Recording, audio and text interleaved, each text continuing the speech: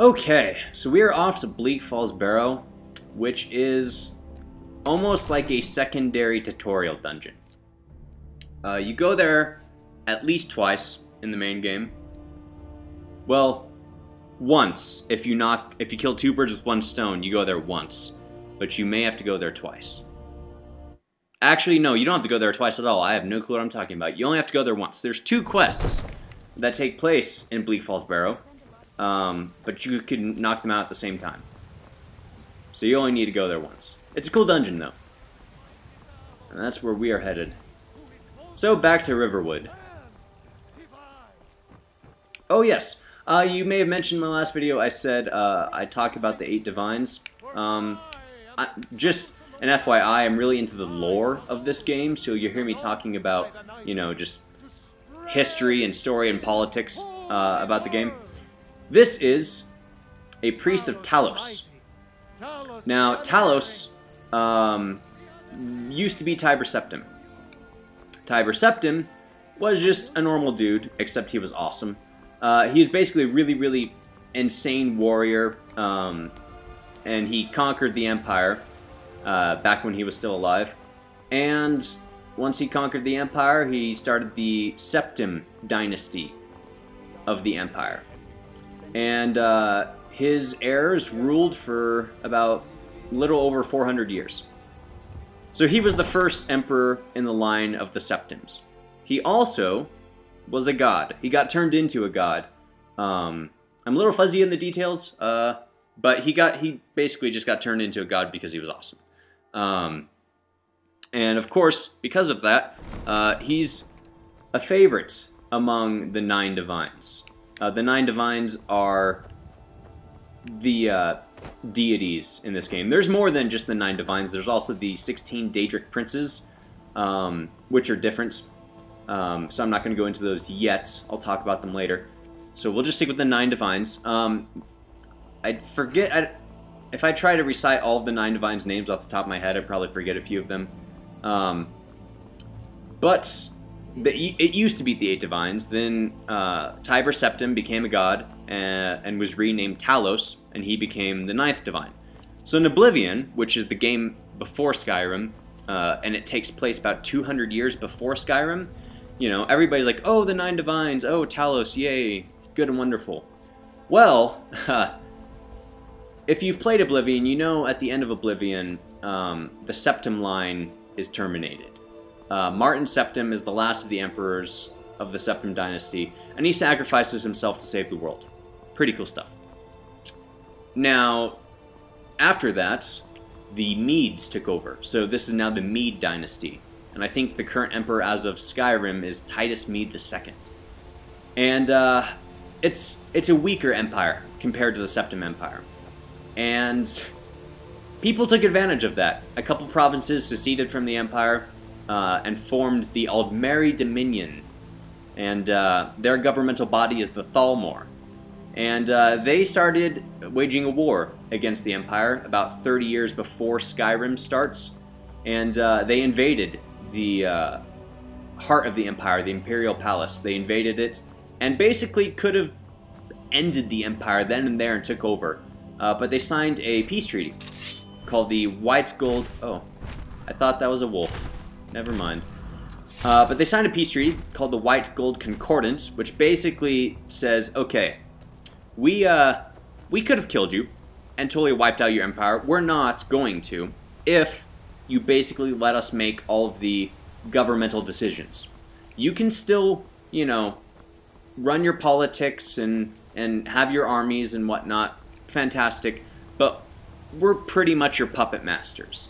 It's kind of almost like England, the monarchy in England. It's not, you know, the Queen doesn't have any real power. She's more of a figurehead, whereas the Parliament has all of the actual, you know, authority.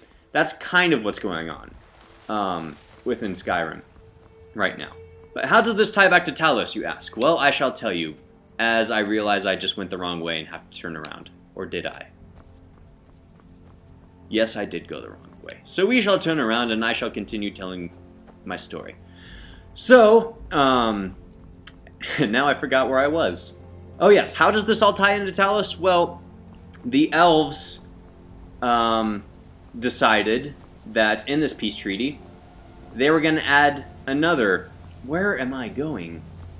There's a trail somewhere around here I have to go up. And I think I missed it. Nope, no I didn't. It's this way. Why are you guys running? I don't really care. Dang it. I've lost my way. Alright, well, I'm just going to meander around until I find where I'm supposed to go. Bleh. Yeah, I'm totally lost. It's not that hard to find. Okay, I'm going to try and find it, and I'm going to try and finish my story. So how does this tie into Talos? The Aldmeri Dominion, the Elves, the Thalmor, whatever you want to call them, another requirement they put in the peace treaty is, and you guys have to outlaw the worship of Talos. And so they did. So the worship of Talos is now illegal. And that's why it was changed from the 9 divines to the 8 divines. Now the people here in Skyrim are really really passionate about their Talos worship, and they kind of just spit in the face of the government and like, whatever, we're gonna worship whoever we want, and we're gonna worship Talos. So they do. And there's a lot of bitterness and rivalry over that. Hey, it's this way. I just didn't go far enough. And so, that's that. I don't know why the elves outlawed it. My only theory is that since, you know, Talos is, you know, was a man, not an elf, worship of him would probably bolster the humans' faith and then resistance. And so if they could outlaw the worship of Talos, then it'd be harder to resist the Aldmeri Dominion. That's my only theory. It's not very strong, but whatever. So, yes, I am that nerdy. I know. I just told a story about politics and history wrapped up into one. So there's your social studies lesson on Skyrim. I'm a nerd. So yes, but we're going to Bleak Falls Barrow. I keep messing that up. Which is at the top. Not at the top, but it's close to the top of this mountain. And there's also a bandit fortress over there, which we're going to stop by and attack them. Because they're just going to attack us. So why not? Oh, and he's a skooma addict. And why isn't my flame spell equipped? There we go. On the bright side, he died warm, which is very rare in Skyrim. Because it's frigid. Oh, there's an archer somewhere, too. The combat mechanisms are much better than Oblivion. I'm going to keep saying stuff like that, because I played both Morrowind and Oblivion, so I'm going to make a lot of comparisons, but they did a really good job improving this from previous games. Like, they didn't just improve, they, like, completely overhauled it, which is nice. Ooh, a coin purse. 20 gold, which at our level is kind of a lot. What's level am I? I think I'm still level 1. Yep! Although I'm almost level 2 now. Exciting stuff.